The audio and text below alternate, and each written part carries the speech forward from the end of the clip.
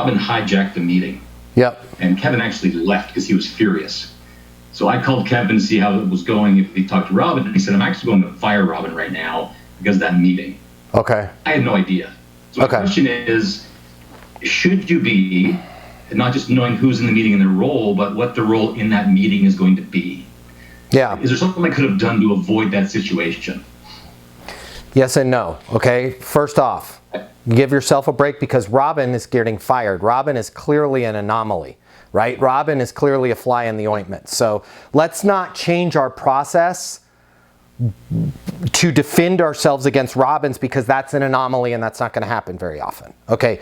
However, we have to choose to go down one of two roads at the beginning of these meetings. We can go down the roll call. What's your role? What do you do with the organization? Everybody stand up to give me a fact about. I know you're not doing this, but this is what it's sparking thoughts in my head. Let's all go around the room and say what our title is and our favorite food. Okay? Here's the benefit of doing that. You get to know what everybody's title is and favorite food and all that good stuff, right? Wouldn't have helped you with Robin. She's still going to hijack your meeting. You're not her boss. You can't take control of it. So again, it wouldn't have helped you in that situation. Here's the problem with doing that. Everybody does it. And we create fatigue in the meeting before the meeting even starts. I would like you to be different, Matt. And I would like you to start your meeting like this. If you've got the CEO, if you've got the president of the organization, remind me again what his name was? Was it Chris? Kevin. Kevin, I'm so glad you're here. I'm so glad your team's here. Okay? I know this is an important thing for you guys as it is for me, and I want to make sure we're using the best use of your time. I've got some ideas on what we need to cover today, but again, you're in the driver's seat there. Kevin, what is the most important thing that we need to accomplish on this call today as far as you're concerned? Kevin's going to go, Matt, I need to know about the XYZ protocol. I need to know about your reporting dashboard, and I need to know the cost. Awesome. XYZ protocol, reporting dashboard, and cost. That's exactly what I wanted to cover, right? Let's jump in. Now, here's what I've done. Now, Kevin's probably not going to leave the meeting because Kevin set the agenda. Here's the thing. Go with the senior person. Let them set the agenda. If they go, I don't know, right? We probably got to work on our pre-call conversations before we set meetings. That's probably on us. If they're like, I don't know, you guys told me to click a link on your Calendly and I did because I'm lonely.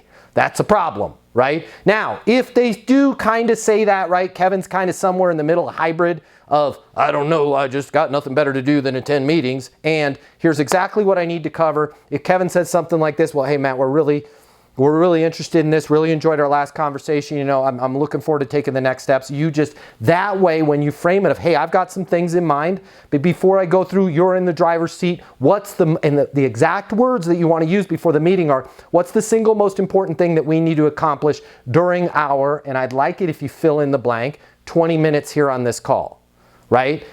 If they go, well, I don't know, you know, what did you want to cover? Hey, so my thought was this, the last time we had talked, you had said that the software is going to be able to help you with onboarding new employees and that there was some cost savings to the HR department. The two things that I was thinking would be most beneficial for us to cover today, one, I'd like to talk high level around that cost savings, see if we can get our arms around and kind of monetize this problem.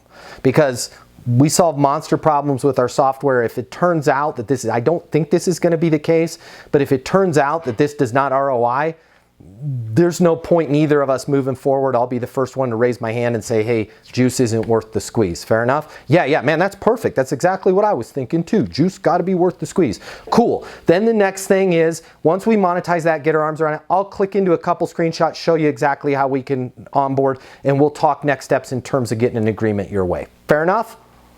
Now you're avoiding bits, bytes, blinking lights. Right? And my old school, and I've been there selling software, every button you push, every screen you load is another opportunity for something to break, right? We want to keep these meetings tight. We want to keep them compressed. We want to keep them clear. Now, if Robin wants to see the R2486 dashboard and Kevin's already established that here's the three things we need to cover, You can be like, totally get it, Robin, right? Let's get through the stuff that Kevin wanted to cover first.